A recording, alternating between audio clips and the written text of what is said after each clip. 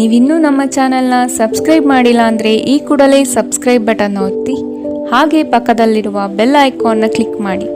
ಇದರಿಂದ ನಮ್ಮ ಹೊಸ ವಿಡಿಯೋ ಅಪ್ಡೇಟ್ಸ್ಗಳು ನಿಮಗೆ ಸಿಗುತ್ತೆ.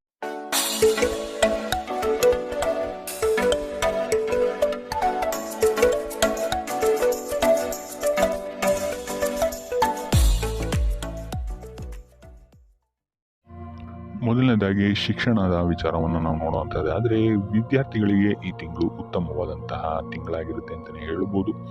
ನಿಮ್ಮ ದೃಢ ನಿರ್ಧಾರದಿಂದ ಶಿಕ್ಷಣ ಕ್ಷೇತ್ರದಲ್ಲಿ ಈ ತಿಂಗಳು ನೀವು ಉನ್ನತ ಸ್ಥಾನಕ್ಕೆ ಏರುವಂತಹ ಸಾಧ್ಯತೆಗಳಿದೆ ಅಂತಲೇ ಹೇಳ್ಬೋದು. ಇದಲ್ಲದೆ ಗುರು ಹಿರಿಯರ ಮಾರ್ಗದರ್ಶನವು ಸಹಿತ ನಿಮಗಿಲ್ಲಿ ಸಕಾರಾತ್ಮಕ ಬದಲಾವಣೆಯನ್ನು ನಿಮ್ಮ ಜೀವನದಲ್ಲಿ ಈ ತಿಂಗಳು ತರುತ್ತೆ ಅಂತಲೇ ಹೇಳ್ಬೋದು. ಇನ್ನು ಉನ್ನತ ಶಿಕ್ಷಣದಲ್ಲಿರುವಂತಹ ವಿದ್ಯಾರ್ಥಿಗಳಿಗೆ ಈ ತಿಂಗಳು ಮಿಶ್ರ ಫಲ ಅಂತಲೇ ಹೇಳ್ಬೋದು.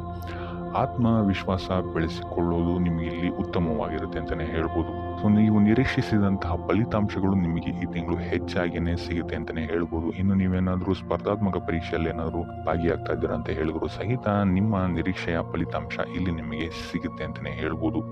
ಆದರೆ ಶಾಲಾ ಮಕ್ಕಳ ವಿದ್ಯಾಭ್ಯಾಸದಲ್ಲಿ ಸ್ವಲ್ಪ ಇಲ್ಲಿ ಅತಂತ್ರವಾಗುವಂತಹ ಸಾಧ್ಯತೆಗಳಿದೆ ಅಂತಲೇ ಹೇಳ್ಬೋದು. ಆದರೆ ಯಾವುದೇ ರೀತಿಯಾದಂತಹ ದೊಡ್ಡ ಸಮಸ್ಯೆಗಳಿಲ್ಲ ಅಂತಲೇ ಹೇಳ್ಬೋದು. ಸೊ ಒಟ್ಟಾರೆಯಾಗಿ ವಿದ್ಯಾರ್ಥಿಗಳಿಗೆ ಈ ತಿಂಗಳು ಅತ್ಯುತ್ತಮವಾಗಿರುತ್ತೆ ಅಂತಲೇ ಹೇಳ್ಬೋದು. ಇನ್ನು ಕುಟುಂಬ ವಿಚಾರಕ್ಕೆ ಬರುವಂಥದ್ದು ಆದರೆ ಕುಟುಂಬ ವಿಚಾರದಲ್ಲೂ ಅಷ್ಟೇ ಈ ತಿಂಗಳು ಉತ್ತಮವಾದಂತಹ ಸಮಯವಿರುತ್ತೆ ಅಂತಲೇ ಹೇಳ್ಬೋದು. ಸೊ ಹಿರಿಯರ ಆಶೀರ್ವಾದದಿಂದ ನಿಮ್ಮೆಲ್ಲ ಕಾರ್ಯಗಳು ಈ ತಿಂಗಳು ಯಶಸ್ವಿಯಾಗುತ್ತೆ ಅಂತಲೇ ಹೇಳ್ಬೋದು.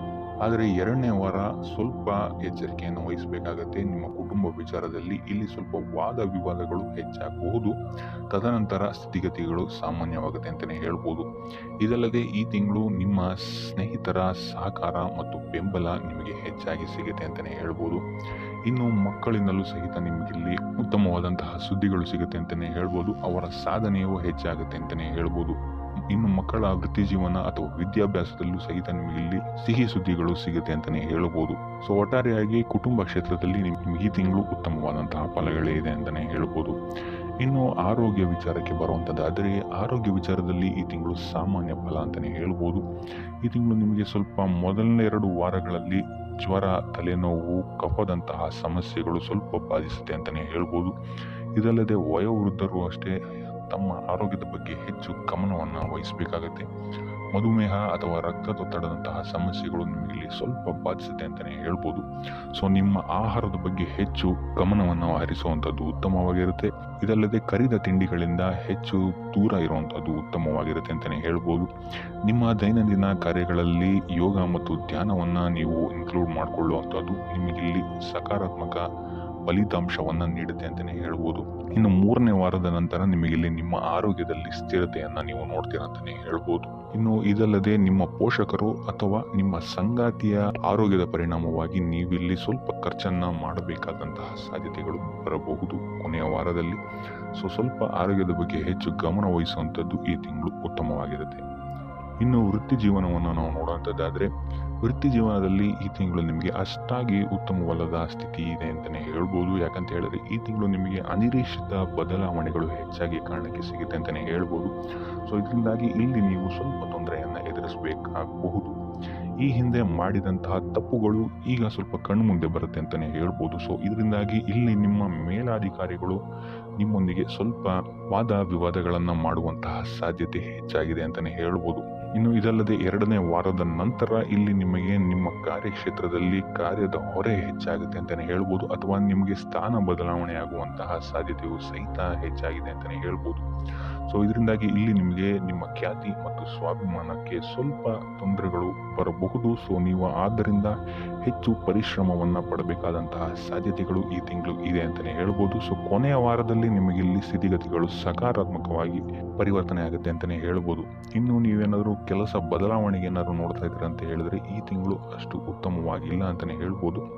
ಸೊ ಆದಷ್ಟು ಸತತ ಪ್ರಯತ್ನವನ್ನು ನೀವು ಹೆಚ್ಚಾಗಿ ಮಾಡಬೇಕಾಗುತ್ತೆ.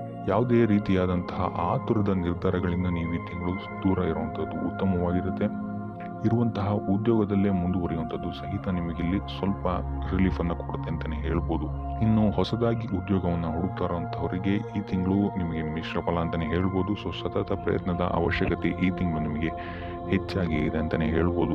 ಸೊ ಕಾರ್ಯಕ್ಷೇತ್ರದಲ್ಲಿ ನೀವು ಈ ತಿಂಗಳು ಸ್ವಲ್ಪ ನಿಮ್ಮ ಕೋಪವನ್ನು ಹಿಡಿತದಲ್ಲಿಟ್ಕೊಳ್ಳುವಂಥದ್ದು ಉತ್ತಮವಾಗಿರುತ್ತೆ. ಸೊ ತಾಳ್ಮೆಯೊಂದೇ ನಿಮಗೆ ಈ ತಿಂಗಳು ನಿಮಗೆ ನಿಮ್ಮ ವೃತ್ತಿ ಜೀವನದಲ್ಲಿ ಯಶಸ್ಸನ್ನು ಸಿಗಲು ಸಾಧ್ಯವಾಗುವಂತಹ ಏಕೈಕ ಮಾರ್ಗ ಅಂತ ಹೇಳ್ಬೋದು. ಸೊ ಅದರಿಂದ ಕಾರ್ಯಕ್ಷೇತ್ರದಲ್ಲಿ ಹೆಚ್ಚು ಗಮನ ವಹಿಸುವಂಥದ್ದು ಉತ್ತಮವಾಗಿರುತ್ತೆ. ಇನ್ನು ಆರ್ಥಿಕ ಸ್ಥಿತಿಯನ್ನು ನಾವು ನೋಡುವಂಥದ್ದಾದರೆ ಆರ್ಥಿಕ ಸ್ಥಿತಿ ಈ ತಿಂಗಳು ಅನುಕೂಲಕರವಾಗಿರುತ್ತೆ ಅಂತಲೇ ಹೇಳ್ಬೋದು. ಈ ತಿಂಗಳು ನಿಮಗೆ ಹೆಚ್ಚುವರಿ ಆದಾಯ ಹೊಂದಿರ್ತೀರಾ ಅಂತಲೇ ಹೇಳ್ಬೋದು. ಇನ್ನು ನೀವೇನಾದ್ರು ಹೂಡಿಕೆ ಮಾಡಿದರೆ ಇದುವರೆಗೂ ಮಾಡಿರುವಂತಹ ಹೂಡಿಕೆಗಳಲ್ಲಿ ನಿಮಗೆ ಉತ್ತಮವಾದಂತಹ ಲಾಭ ಸಿಗುತ್ತೆ ಅಂತಲೇ ಹೇಳ್ಬೋದು. ಇನ್ನು ಈ ತಿಂಗಳು ನಿಮಗೆ ಸ್ವಲ್ಪ ವ್ಯರ್ಥ ಓಡಾಟಗಳು ಹೆಚ್ಚಾಗುವುದು ಮೊದಲನೇ ವಾರದಲ್ಲಿ. ಇನ್ನು ಎರಡನೇ ವಾರದಲ್ಲಿ ನಿಮ್ಮ ವ್ಯವಹಾರದಲ್ಲಿ ನಿಮ್ಮ ಇಷ್ಟಾನುಸಾರ ಅಭಿವೃದ್ಧಿಯನ್ನ ನೀವು ಕಾಣ್ತೀರಾ ಅಂತಲೇ ಹೇಳ್ಬೋದು. ಇನ್ನು ಕೃಷಿಗೆ ಸಂಬಂಧಿಸಿದಂತಹ ವ್ಯಾಪಾರ ವ್ಯವಹಾರಗಳಲ್ಲೂ ಸಹಿತ ನಿಮಗೆ ಇಲ್ಲಿ ಉತ್ತಮ ಫಲಗಳು ಸಿಗುತ್ತೆ ಅಂತಲೇ ಹೇಳ್ಬೋದು. ಅಧಿಕ ಲಾಭವನ್ನ ಸಹಿತ ನೀವು ಇಲ್ಲಿ ಕೃಷಿಗೆ ಸಂಬಂಧಿಸಿದಂತೆ ಮಾಡ್ತೀರಾ ಅಂತಾನೆ ಹೇಳ್ಬೋದು. ಸೊ ಈ ತಿಂಗಳು ನೀವು ಹೆಚ್ಚು ಉಳಿತಾಯದ ಕಡೆಗೆ ಗಮನವನ್ನು ಹರಿಸುವಂಥದ್ದು ಉತ್ತಮವಾಗಿರುತ್ತೆ. ಮೂರನೇ ವಾರದಲ್ಲಿ ನಿಮ್ಮ ಆದಾಯ ಹೆಚ್ಚಾಗುತ್ತೆ ಅಂತಾನೆ ಹೇಳ್ಬೋದು. ಭೂಮಿ, ಭವನ, ವಾಹನದ ಖರೀದಿಯನ್ನು ಸಹಿತ ನೀವು ಇಲ್ಲಿ ಮಾಡ್ತೀರಾ ಅಂತಾನೆ ಹೇಳ್ಬೋದು. ಇನ್ನು ಸ್ವಯಂ ಉದ್ಯೋಗಿಗಳಿಗೆ ಮೂರನೇ ವಾರದ ನಂತರ ಸಾಕಷ್ಟು ಆದಾಯ ಮತ್ತು ಬೆಳವಣಿಗೆ ಇರುತ್ತೆ ಅಂತಾನೆ ಹೇಳ್ಬೋದು. ಇನ್ನು ಪಾಲುದಾರಿಕೆಯ ವ್ಯಾಪಾರದಲ್ಲಿರುವಂಥವರಿಗೆ ಇದು ಉತ್ತಮ ಸಮಯ ಆಗಿರಲ್ಲ. ಸೊ ಆದಷ್ಟು ಎಚ್ಚರಿಕೆಯನ್ನು ನೀವು ವಹಿಸಬೇಕಾಗತ್ತೆ. ಇನ್ನು ಸಣ್ಣ ಹೂಡಿಕೆ ಮಾಡಿರುವಂತಹವರಿಗೆ ಈ ತಿಂಗಳು ಸಾಮಾನ್ಯ ಫಲ ಅಂತಲೇ ಹೇಳ್ಬೋದು.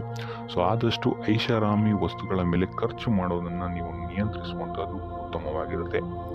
ಇನ್ನು ಉಪಾಯ ವಿಚಾರಕ್ಕೆ ಬರುವಂಥದ್ದಾದರೆ ಲಕ್ಷ್ಮೀ ವೆಂಕಟೇಶ್ವರನ ಪೂಜೆಯನ್ನು ಮಾಡುವಂಥದ್ದು ನಿಮಗೆ ಇಲ್ಲಿ ಸಹಕಾರಿಯಾಗಿರುತ್ತೆ ಅಂತಲೇ ಹೇಳ್ಬೋದು. ಅಥವಾ ಪ್ರಾಣಿಗಳಿಗೆ ಆಹಾರವನ್ನು ನೀಡುವಂಥದ್ದು ನಿಮಗಿಲ್ಲಿ ನಿಮ್ಮ ವೃತ್ತಿ ಜೀವನದಲ್ಲಿ ಮತ್ತು ನಿಮ್ಮ ವಿದ್ಯಾಭ್ಯಾಸದಲ್ಲಿ ಇರುವಂತಹ ತೊಂದರೆಗಳನ್ನು ನಿವಾರಣೆ ಮಾಡೋಕ್ಕೆ ಸಹಾಯ ಆಗುತ್ತೆ ಅಂತಲೇ ಹೇಳ್ಬೋದು. ಸೊ ಇದಾಗಿತ್ತು ಈ ತಿಂಗಳ ನಿಮ್ಮ ರಾಶಿ ಭವಿಷ್ಯ.